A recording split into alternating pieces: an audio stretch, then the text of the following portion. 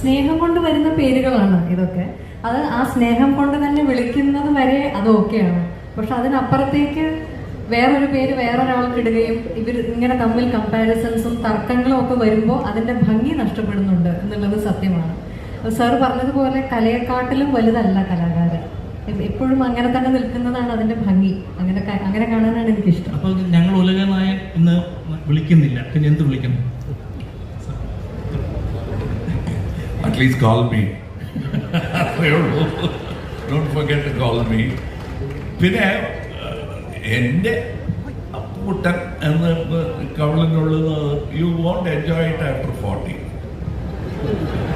അതുപോലെയാണ് ഈ ടൈറ്റിൽസ് ഒക്കെ. If you exaggerate it a little too much. ഞാൻ ഉലകം ചുറ്റിക്കറങ്ങുന്നവനാണ്. I actually know the size of the world. അതിൻ്റെ നായകൻ എന്ന് പറയുമ്പോൾ നാണം വേണ്ട.